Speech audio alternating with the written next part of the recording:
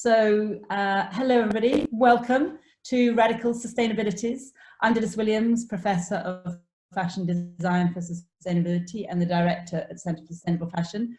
I'm really excited about this afternoon. As I'm sure you all know, this afternoon is part of UAL's Graduate Showcase 2020, and it's the first time we've ever, as a university, been able to curate all of the work of all of our graduates into a space where everybody can see it. So whilst, there's been amazing challenges for the students, and you're going to hear about how they've transformed their work from the physical to the digital, we've also really excited about the fact that so many people now can have access to work from these amazing graduates for the first time. So greetings to everybody, and thank you very much for joining us this afternoon, and a huge thank you for everybody who's made this possible. To the Fashion Roundtable crew, you're going to be hearing shortly from Jody and Tamara and all the rest of the people behind the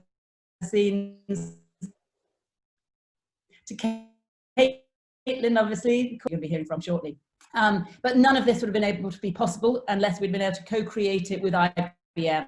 So a really big up to IBM for making the whole of our showcasing possible. So to showcase particularly norms of what is accepted from graduate work, from the way in which we think about our industries and our practices, particularly, especially now, MA Fashion Futures graduates. I say that because the health of society and people, both in body and mind, is the concern of these graduates. It's the concern that fires their imagination. It's the reason and the impetus and the ingredients that lead them to creatively present the radical in sustainabilities. And when I say radical, I'm talking about something that's relating to and affecting the fundamental nature of fashion, of nature, of society, of people, of individuals.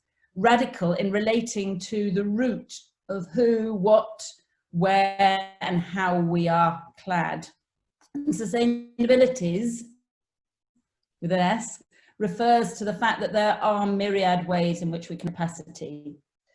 So it's an expansive view. You're going to be hearing about people who are talking about transforming our thinking and our practices. However, we know at this time, potentially, a time of crisis is a great time to be able to change things, but the direction of that change depends very much on our intentions, what we really care about.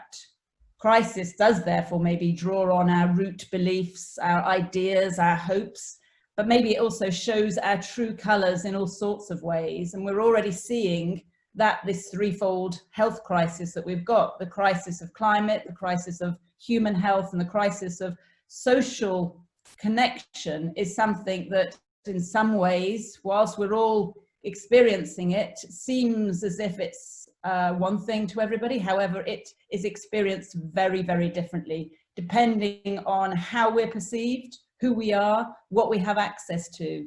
And whilst we have the chance to redress these inequalities through a crisis, we're seeing that they are being exacerbated as well as being transformed. So that's why I think it's really, really important that these MA students are playing out intentions related to the health of people together in equity in nature.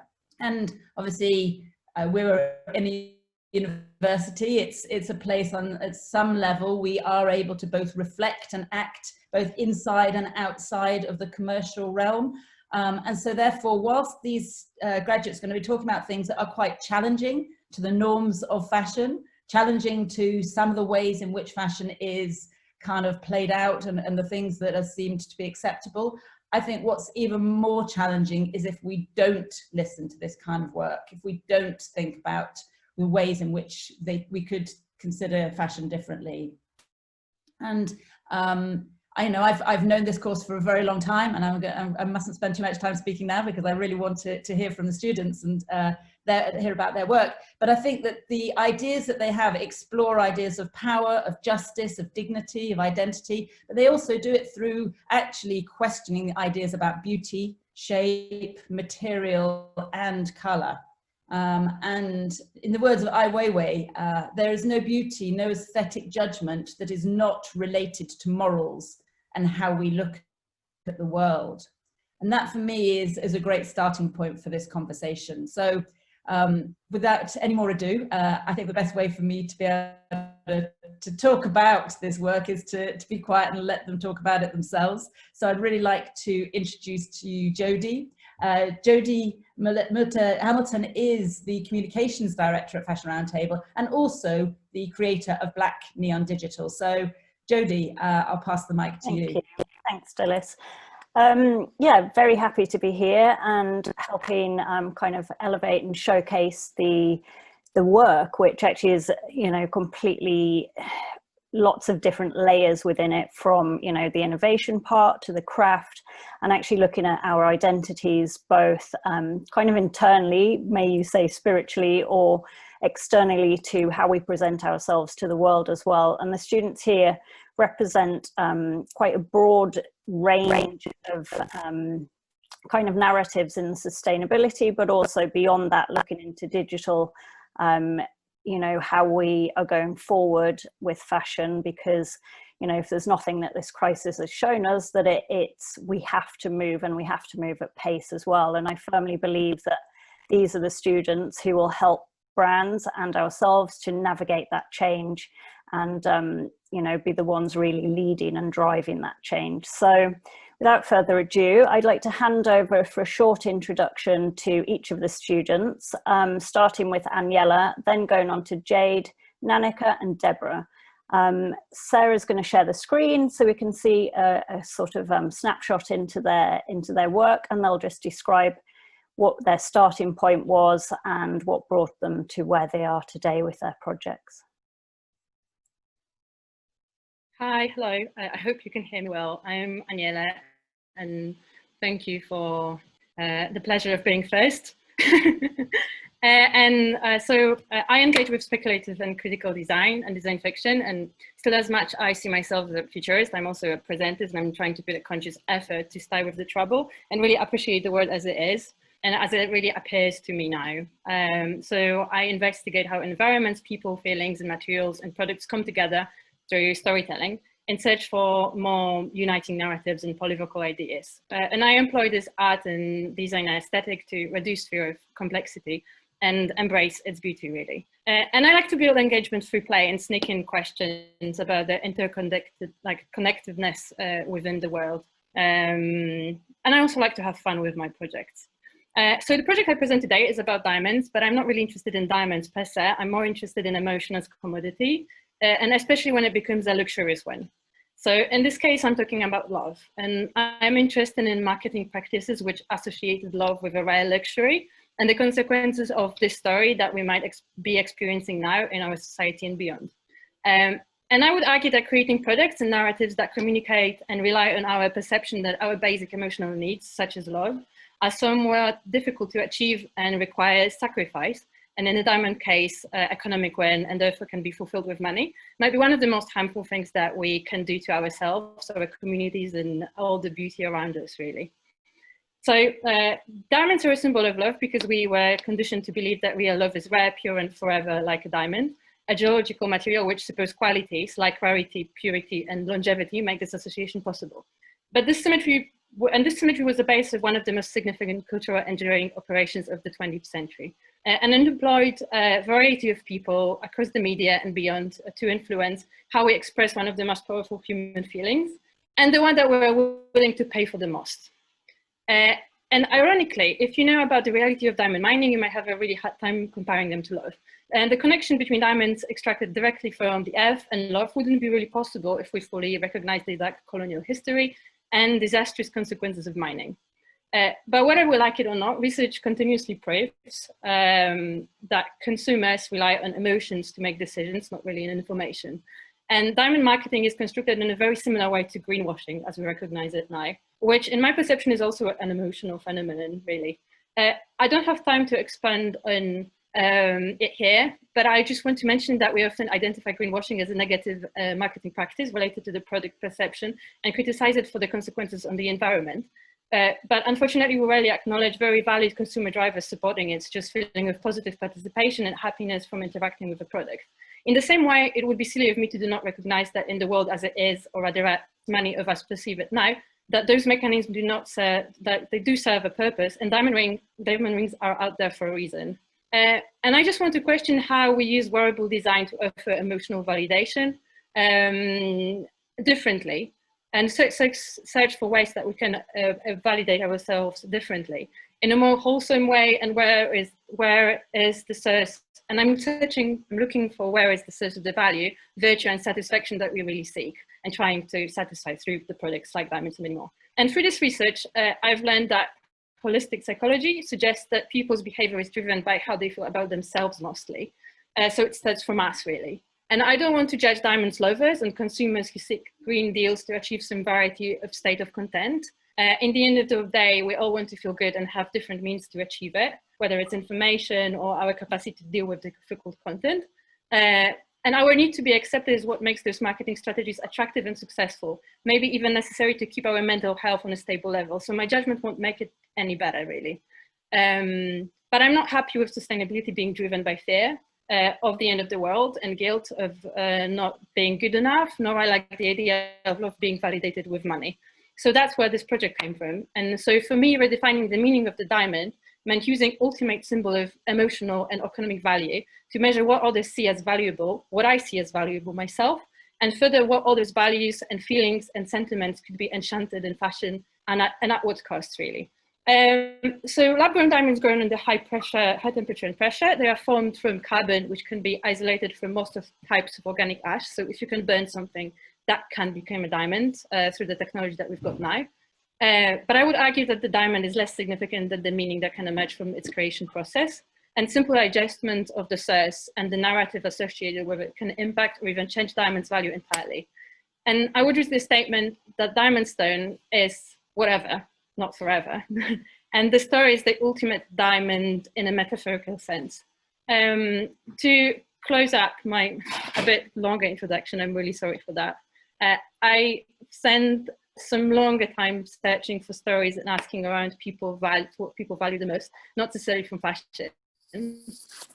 Which objects are dear to them and why, and you can see the range on the left. And this way I managed to identify 100 things that my interviewees care about and would consider turning into a diamond for a variety of crazy reasons, or maybe not that crazy, and ended up with some questions. So what would be the value of a diamond made from Notre Dame ash, or a childhood teddy, or super rare plant? And if a rare plant would make a super rare diamond, is it ethical to use rarity as a value if it means sacrificing the plant that would not longer exist and is to you? And what do you want to preserve forever? And as a combination point of my project, I made a diamond from my mum's cake because it was sentimental for me. It was my memory of childhood and her expression of love. And she lives abroad, and I don't know when I will see her again. So a diamond seemed like a good reminder of her affection. But to be completely fair, I wish it had a bit more taste. Diamonds are pretty tasteless, and that to the point that sometimes I just really wish that I had that cake instead, especially in the COVID circumstances that I have no idea when I'm going to have the opportunity to actually eat it.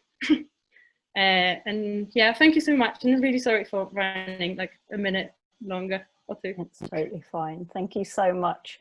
Your project is amazing, and all the sort of narratives around value and kind of what we value and what values put on things by other people or brands or marketing is really fascinating. And I really urge everyone to go and have a look more in depth on the student showcase of your work. And next up we have Jade for your introduction, please. Hi, I'm Jade McSorley. I guess MA Fashion Futures really appealed to me because I was working in the fashion industry before for about 12 years, and I wanted to work within fashion, but I wanted to see how I could utilize my own skills and my own knowledge to kind of benefit the fashion industry going forward. So my journey within MA Fashion Futures went down a totally different path to what I thought. but it really made me question what sustainability is all about. And it became a real personal journey for me, really, because it made me question, what are we trying to sustain?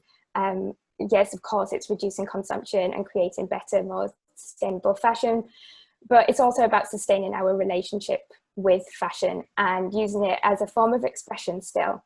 And what occurred to me is, what we all know is we're all living so much online, and that kind of scares me a little bit, in all honesty.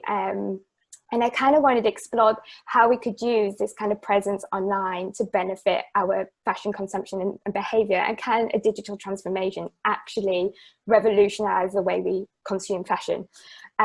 So I was looking at digital fashion. For those that don't know it, it's digital fashion is something that's not physical, it's immaterial, and you wear it for your online images. So because I was finding out that on Instagram, people were often wearing an outfit and then never wearing it again because I'd already posted it, and that kind of petrified me slightly. So I looked into digital fashion and digital avatars, and I wondered about fashion consumers' attitudes towards them, and what was the block there, because ultimately, if you're not consuming anything physical, then digital fashion could be a solution. It could be a sustainable alternative because it doesn't physically exist. So I really wanted to know what the kind of blockage is and what the feel was for digital fashion, and whether it could be made more mainstream, because at the moment it's still quite a niche area. So I actually started to look at video games and video gamers, which I never thought I would do. So I rocked up to a few video game companies and asked them about, you know, why do video gamers buy virtual skins for their avatars? Is it for function? Is it for aesthetic? What is the relationship that gamers have with their in-game avatars? And what was coming out to me is there was definitely a connection between gamers and their identities online as their avatar, and how they dress their avatar was really, really important. And I think I felt like this kind of had a lot of similarities to fashion, and also the emergence of digital fashion. They were talking about skin feel and spatial presence, and how that, you know, they felt as a physical human being, the way their avatar interacted with other avatars within this online community. And I thought, okay, so this is an area that could be really explored, and could build, and it could be more creative, and it could help people express themselves. It could build communities online using digital fashion.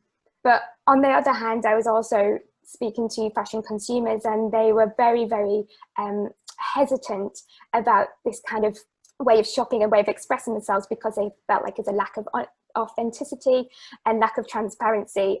And my own personal background as a fashion model, I only know too well how much an image is very, very important, and what it says, and sometimes it can be very easily manipulated, so it's maybe not as realistic.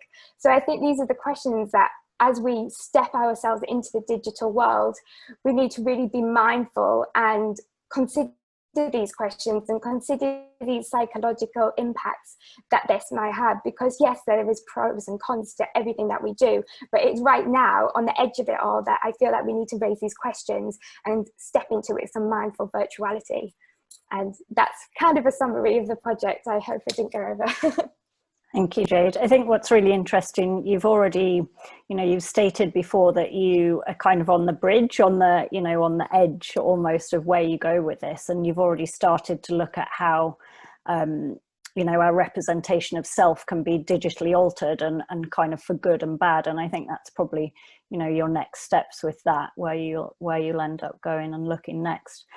Thank you so much. Nanika, can we get Nanika's slide and hear from you, which, yeah, thank you. Yes, absolutely. Hi, everyone. My name is Nanika Bharadwaj, and I am a multidisciplinary designer, writer, and illustrator. A lot of my work revolves around research, design, and storytelling for sustainability in fashion, particularly in sustainable supply chains, craft production, and circular economies, as well as speculative design. So my final master's project is titled New Narratives Around Craft, Activism, and Innovation, which is a practice-based inquiry aimed at exploring the role of craft and the narrative storytelling values that are sort of embodied in it, and its links with the concepts of activism and innovation within this sort of larger spectrum of fashion and design sustainability. So through both theory and practice, I explored the importance of craft and its potential to activate meaningful change and amplify stories while interacting with digital processes and technology. So my project was conducted in 5 different stages. So the first stage was research conducted through a review of literature and historical contemporary craft practice used in alternative disruptive ways and through different communication strategy who work indirectly with craft and not as craft makers themselves. So this was stage 1. Stage 2 is using these sort of themes that emerged from this research and conversations to create a systems map and a manifesto that could capture all of this information into really simple visuals and words. Stage 3 were 2D visualizations of speculative design, imagining how craft could be used in different ways in the future in both positive and negative visuals in future. So I used illustration to do so. So stage 4 was creating an activist textile artifact depicting an incident from my own cultural and geographical background, specifically the water crisis that happened in my hometown last year that led to day 0 happening, where the city ran out of water, basically. So I imagined this entire thing in an embroidered textile artifact that I handmade. And stage 5 was creating a mobile application using augmented reality to sort of engage with the artifact and communicate a story. So as the user actually scans the artifact using the device, the app actually understands what's being picked up and it shows the meaning behind it and communicates it on the screen. So the user can actually engage with the artifact and learn more about why it was made and what actually went into it. So all of this I sort of integrated into an illustrated graphic zine, which I produced called Craft New Narratives. So what the project really highlighted was how craft, along with activism, could be used in so many different formats to actually activate positive change in the whole fashion system, with the interpretation of both craft and activism changing, with its essence being essentially intact. I think what it also highlighted was how it can more effectively convey stories enabled by technology to the making process, the purpose, and the message the product conveys, contrary to the singular narrative often heard and felt that craft is something quiet and passive and nostalgic. So I think what really inspires me working in this field is in sustainability specifically is engaging with all the different approaches, so many of which I was exposed to in the MA Fashion Futures program. Fashion is such a complex system that you need a multitude of approaches, and it's really inspiring to see how creativity and design thinking, systems thinking can be employed to sort of hack the system and bring about the radical change that's needed. So yeah, I'm really excited to play my part in this new transformation the industry is going through. Thank you so much, Nanika. I found your way that you could communicate really complex ideas simply quite compelling. Yeah, and I'd urge everyone again to look at Nanika's showcase, which we'll send all the links after. So you can see that in the chat box. And next on to Deborah, please. Hi, everyone. So thank you so much for this opportunity. Thank you for allowing me to be a part of this event, and I'm very honored to be here with all of these amazing women. So I'm Deborah. I'm from Brazil. My background is in fashion design, so I've spent a lot of time making and designing clothes, but I've always been very interested in narratives. I love creating stories and telling stories and making up characters. And what inspires me the most are women. I'm very inspired by how female experiences are shaped by fashion.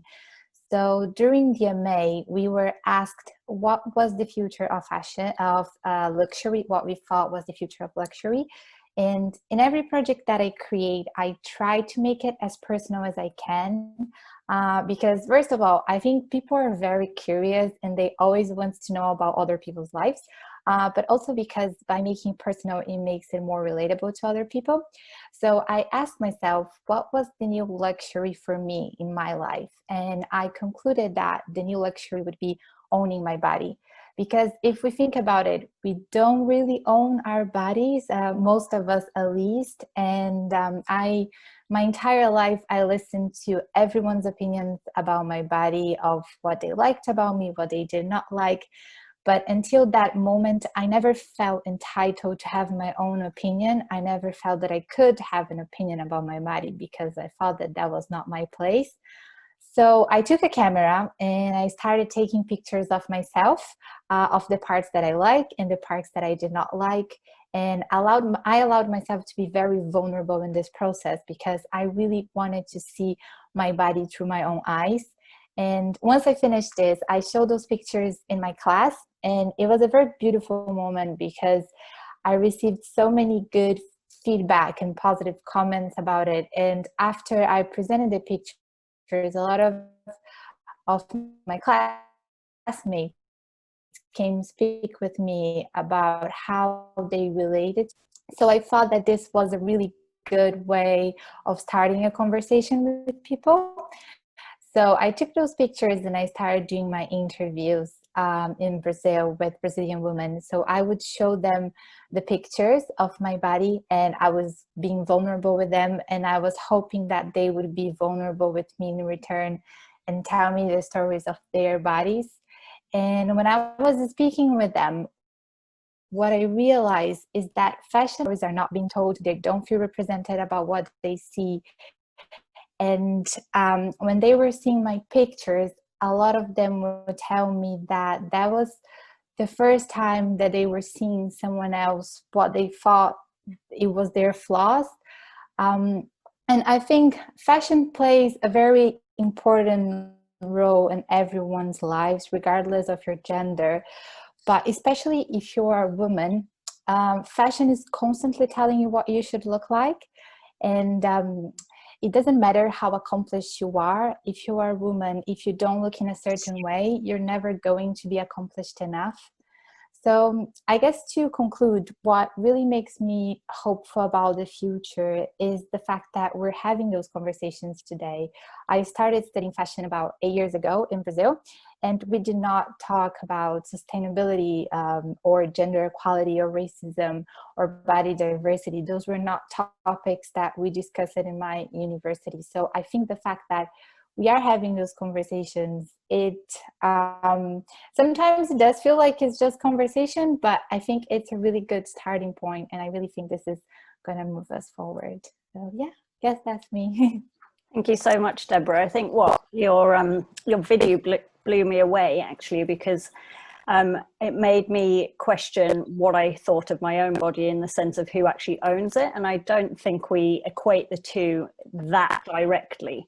You know, does it, are we owned by marketing? Are we owned by brands? And I think you posed some really fascinating questions. So thank you for that. We'll come on to that later. We are going to have a short Q&A, and then we'll open up for questions. So if you have questions, please put them in the chat box, and we will select 3 because there's so many participants, and also we just want to be able to get through those questions, but we will share everyone's email addresses. We'll share everyone's email addresses in the chat box, so you can reach out directly to the students and ask them what you want to ask them. And also the links for their showcase sites will be on there as well. So just to kick off, we know that there's no one size all fits fashion and sustainability. And all your work demonstrates how you've looked deep within and sort of looked at real issues and compiled strategies to set about change. So change internally, change externally, and for the fashion industry as a whole. Could you tell us a little bit more about why you chose the area of focus that you did and what you hope to achieve with that particular focus area? And I'm going to open that up to Deborah first, please. Yes, so I think when I was thinking of what I wanted to explore in my project, I chose to talk about female experiences in fashion because I honestly believe that fashion is not serving a lot of women well. They're not telling those stories. They're not telling their experiences, and a lot of people in general, but women specifically, because that's what I focused on in my project, they do not feel represented by fashion. And I think one of the reasons of that is because actually when you look at people that work in fashion on the top level positions, you don't see a lot of diversity. So there's not a lot of diversity in the people that are making fashion. And I think that really impacts on fashion image. Yeah. So I think what I was hoping to achieve with this is to just show how this lack of representation is affecting people, women specifically.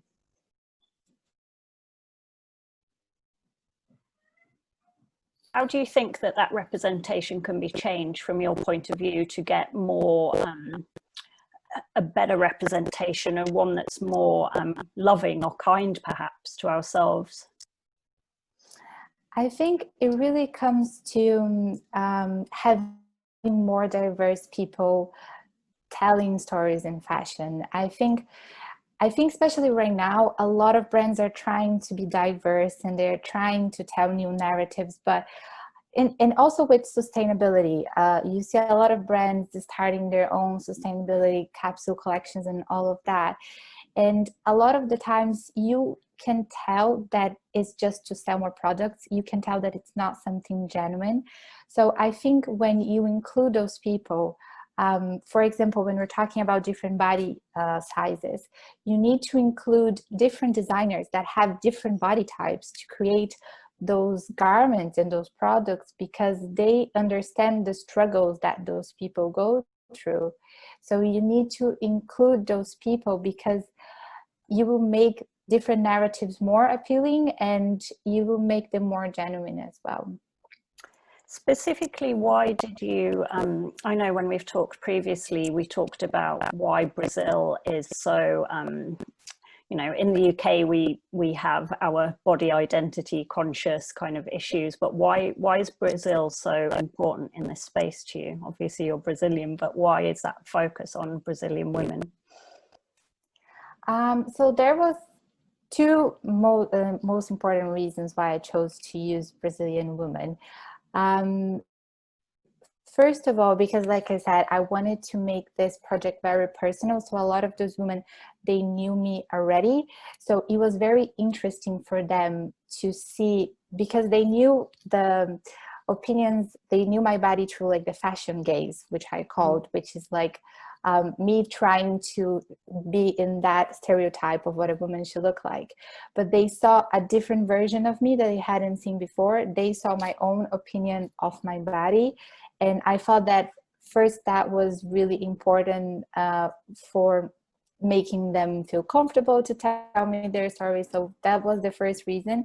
And second, because Brazilian culture is, I think every country is focused in beauty in its own way, but Brazil is very interested because a lot of our culture is built on body.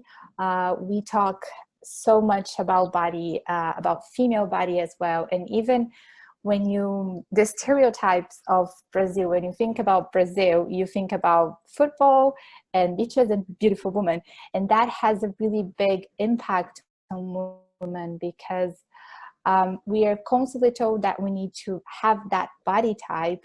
And it's also really interesting because even though we do not have an European body shape, we have like a very different body shape than women in Europe, for example. The image of what a woman should look like in fashion especially, it's still very much European. So I think I wanted to understand as well, how does that plays a role in women's relationships with their bodies. Thank you very much. Jade, would you like to kind of comment on this? Because obviously with your background as a model, you've been subjected to kind of you know, different gazes on you, as well as being, you know, yourself represented digitally as well. So what are your thoughts?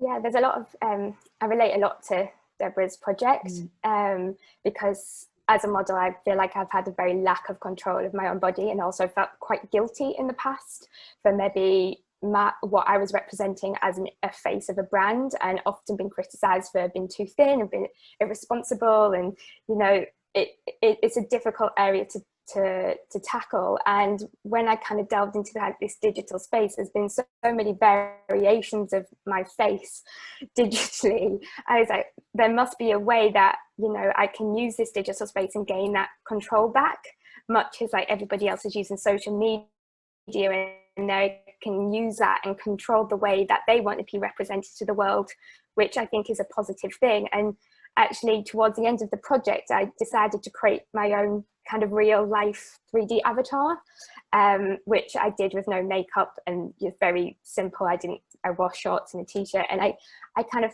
you know, looking at myself, it was quite a weird way to look at yourself, actually looking at your 3D avatar. But I felt more in control of that. I thought if this was a model that was going to be put out to the world in a, you know, in a digital space, then maybe I have more control over that asset rather than my picture just going to, you know, a photographer or retoucher and it being manipulated to the point where I don't even recognize myself anymore. And then entail that makes me question about, you know, how I look in real life. So I think that the digital space can have like a lot of positivity in order for people to gain that kind of control back of their own body and the way that they show themselves to the world. Yeah, it's the control once you've left an image out into the ether is kind of, how do you reclaim that control over a digital space? And, you know, if you're someone like a model working and earning off that image, then, you know, the IP stands with you. But once it's left, how do you keep that? I think it's a really interesting debate and something we're going to end up having a lot more as we become, you know, increasingly digital. Thank you. I'm going to open this up to Aniela with a different question, which is around sort of shift and efficiency gains. So in the fashion industry, we see a lot of the bigger brands perhaps kind of making incremental minor efficiency gains. And as students of the MA Fashion Futures, you look at quite large changes and systemic changes. What do you think we should currently sustain about fashion, and what do you think we should leave behind? To Aniela. So, yeah. Hello, thank you so much for the question, and it's really interesting to hear everyone's answer as well, because we don't know each other's project that well, so I'm learning as well as I'm here. Answering your question, what we should leave behind, I think, because when you talk about efficiency, first thing that comes to my mind is, for instance, circularity and circular design, and kind of keeping materials in the constant loop, and recycling, to narrow it down to like a simple terms. And I think that's all important, and we could definitely think about inefficiency in terms of materials.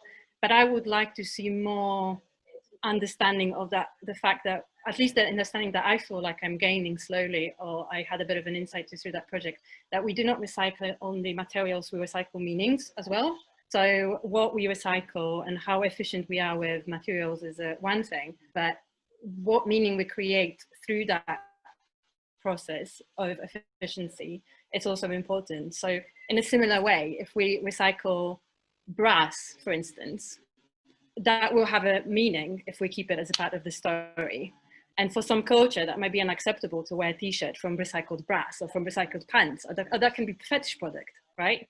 So we can be very efficient in terms of materials, but I think we need to see more that those meanings exist there, and then every material comes with the story, and it's on us to decide how we kind of want to roll that story out, or do we want to bring it? What part of it is actually important, and which part is limiting and creates a culture of sacredity, for instance. In terms of, in diamonds, I feel like diamonds created the culture of sacredity of love, and that was quite painful for me to realize. Yeah, so yeah, I think, did I answer your question? I think, yeah, I think so. I think your concepts around love should be in abundance, and also like diamonds that are rare, the two kind of don't compute, and it's quite strange that we've actually gone down this route generally, and we kind of know why it's happened, but it's how do we reclaim that and make that our own again? So perhaps it's something around, similar to what we were just talking about, being in control and claiming your own space and what you want as valuable, and not being dictated to that something is valuable and not, because it might not be to you. Thank you so much. So at the moment, fashion is kind of up for grabs. Everything's changing, you know, our worlds are entirely changing. And I just want to open up to Nanika about what do you feel traditional and non-traditional skills have sort of helped you and will help others in the future? And how do you believe that businesses can work with you or others to basically traverse this changing landscape now? The bridge of the traditional and non-traditional. Yeah, I think so. I think what is really important is being multidisciplinary and having a really varied skill set. And I think that's what the MA Fashion Futures really helped me hone. So my background is in fashion design. That's what I did my undergraduate degree in. Except right now, I'm still basically a designer working in the fashion industry. I'm just not a fashion designer. I don't see myself being a fashion designer and making a product that is fashion anymore. There's just so many ways to actually work as a designer and without actually making clothing and product. And what I found really helpful is approaching work and projects with a very design systems thinking approach and being constantly inquisitive and experimental and proactive. I think a lot of the industry is geared towards being an expert in a specific skill set, but I think what I've realized is being a generalist is very useful as well, especially in an industry that is like fashion, that is so complex and changing pretty much every day. From knowing how to conduct research, understanding and analyzing data, understanding impact, measuring impact, having a really strong digital foundational core, and then constantly trying to be updated with the new technologies that is coming, because the fashion industry is going through a digital transformation. And sort of knowing how to communicate all this in a very honest, effective, and creative way, essentially being a great storyteller, I think is very useful. So this sort of combining of creative skills with a set of logical, analytical skills is very powerful, I think, in the fashion industry today. I think, and that's why I say I've kind of found I thrive in this intersection between sort of connecting the dots and then choosing the color to connect the dots with. And I think that's kind of what the fashion industry needs, both a rational approach and a approach, solving the big issues that are playing right now. Yeah, thank you. That makes sense. Before we go on to attendee questions, I've got one more question, which is kind of open to all of you, because actually you have all looked at how digital impacts our lives and fashion and kind of how we live our lives and the value that it gives us or the value that it takes away. So I just wondered, you completed your projects before the pandemic. In reflection, how do you feel now? Do you feel that your project would be different, or do you feel it would be the same, or would it be enhanced or heightened because of what's happened in a digital sense as well? Who's going first? Go, Jade. Yeah. No. Yeah, okay. So the technology that I specifically used for my project was augmented reality for fashion, which is really interesting, creative, engaging medium for consumers to learn more and sort of be more immersed in the story of the product and be more connected. But then, since then, so much has changed. I think the entire world has undergone such a big transformation. And I think what I've realized is that digital technologies are the need of the hour across the entire fashion system, and not just from the sort of front-facing consumer system. In January, I started working for Supply Compass. That's a product development and production management platform for fashion brands, sort of helping brands and responsible manufacturers work together on a digital platform and produce sustainable collections. So this entitled working in a totally different area of fashion, that is supply chains, with a completely different approach to technology from what I had learned. And I think since then, what I've learned is how the fashion industry has been caught up in so many different ways compared to every other industry that's out there. Processes and systems are still so opaque and discordant and spread across the entire globe.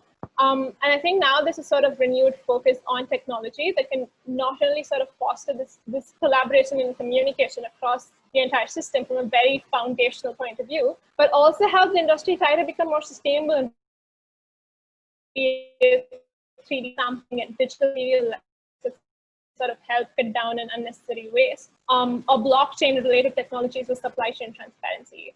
And I think on the more public facing side of things, there's a definite rise in CGI models, virtual showrooms, virtual fashion weeks. Shanghai Fashion Week was completely virtual this year.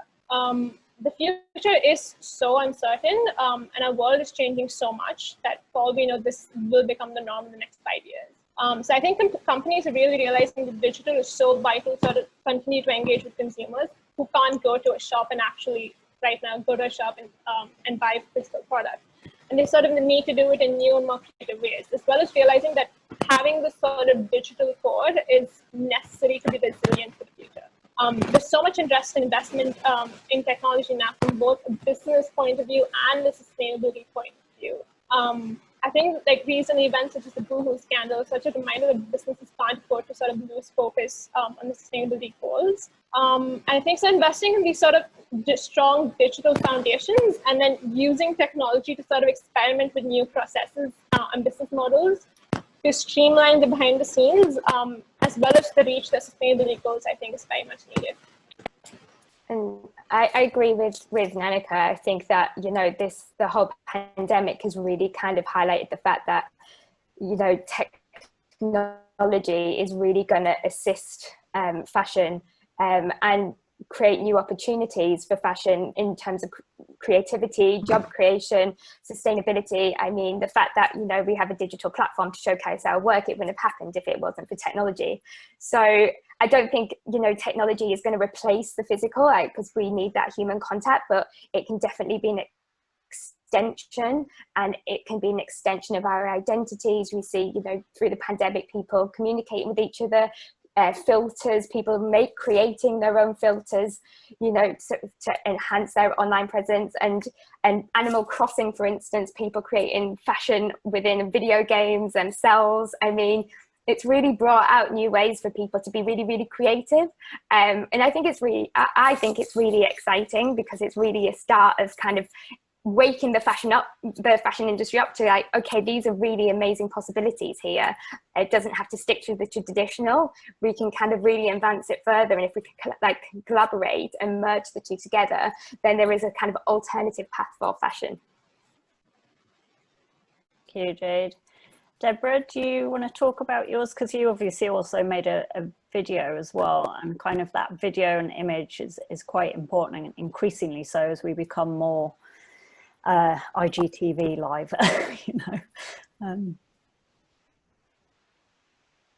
Yeah, so I think when I think about the pandemic and the project that I've created, I think it would be affected in a lot of ways. Maybe about the format that I've used it, the video would probably not happen on the same way, because I wouldn't be able to be with the people. And I think with what I was doing, the fact that we were together made a lot of difference, because it was a lot about sharing human experience, and you need to have that kind of proximity with each other.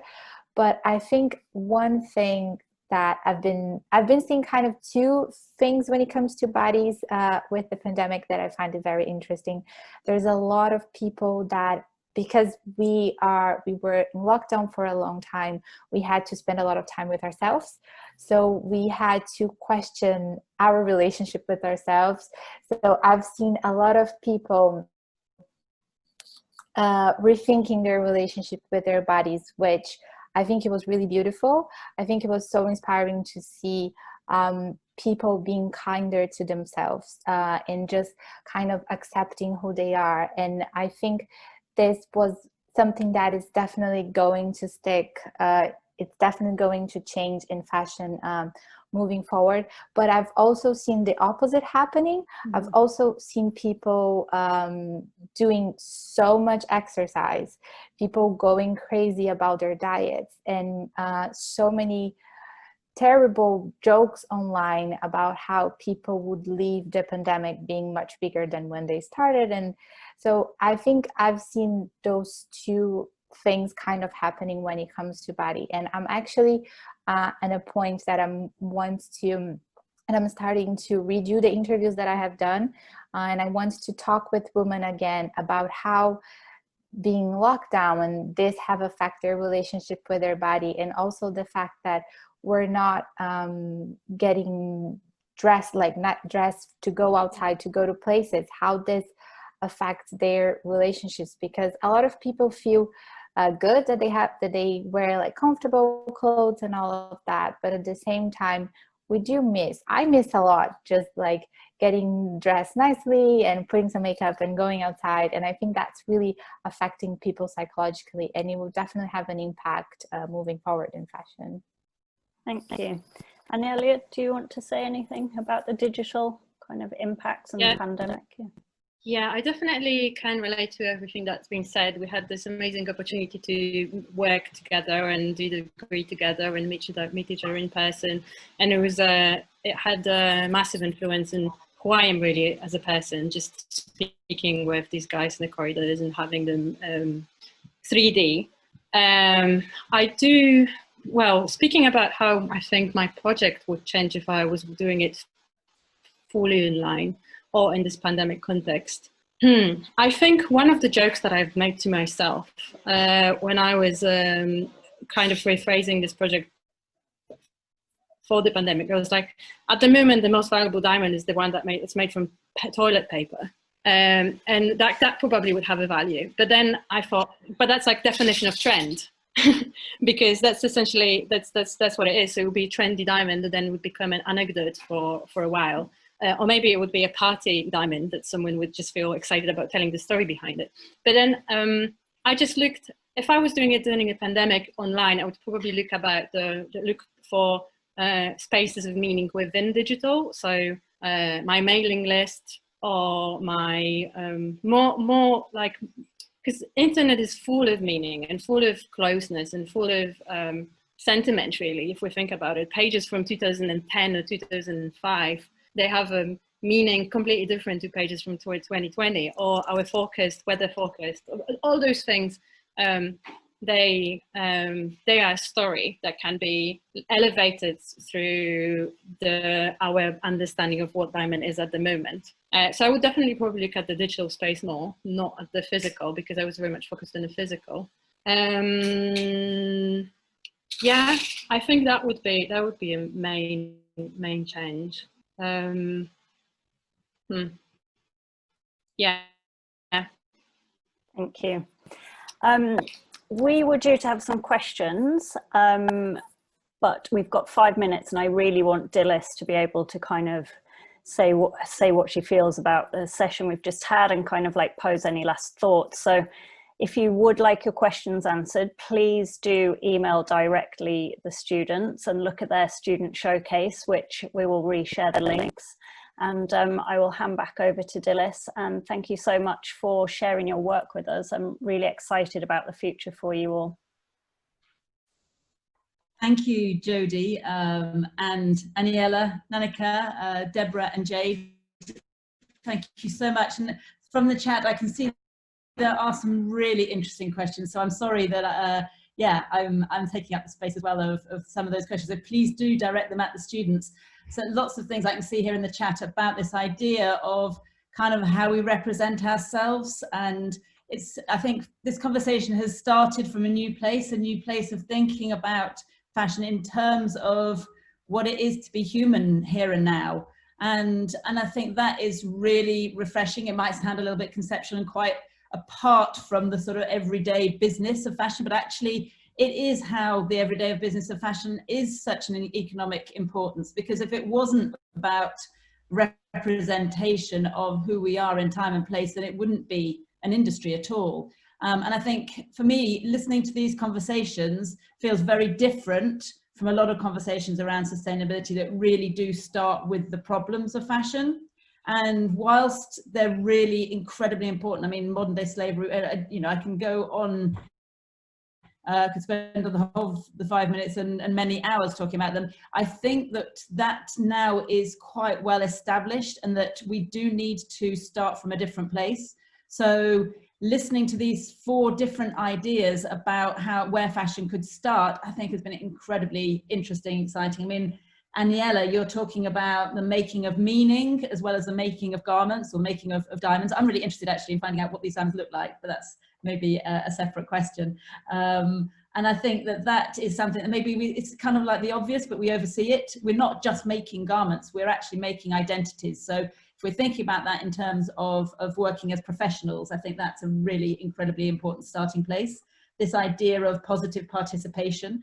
And I think, Jade, what you were saying about potentially breaking down barriers and perceptions around what people think about each other through this new kind of hybrid space and new kinds of hybrid identities is incredibly interesting, I think. And in the chat, there's obviously a lot of concern about where the power and the control sits of these digital identities. So I think we maybe need another conversation about that.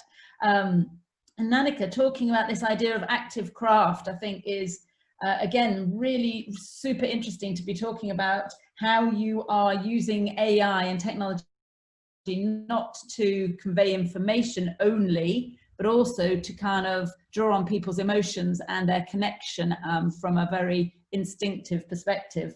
And again, I think there are some really good questions in the chat about how those communities maybe that you're working with, or that other people that may know about, communities of craft, and how they feel about the interaction with using AI, I'm sure is another area for more conversation. And then also Deborah, thinking about this idea about owning our bodies. I mean, what an amazing question. And this idea about being seen as by ourselves to understand a sense of who we are.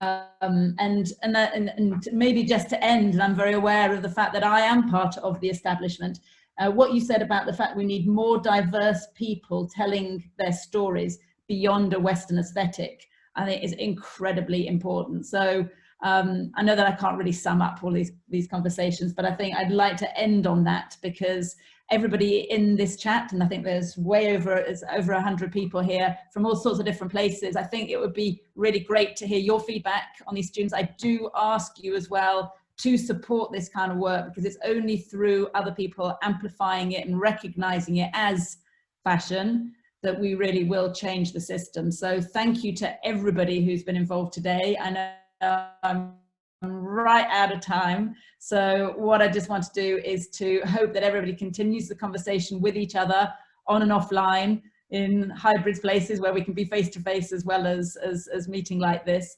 and to wish you all the greatest success in your forward work. Thank you, everybody. And we're on the dot. I got to say goodbye. Goodbye.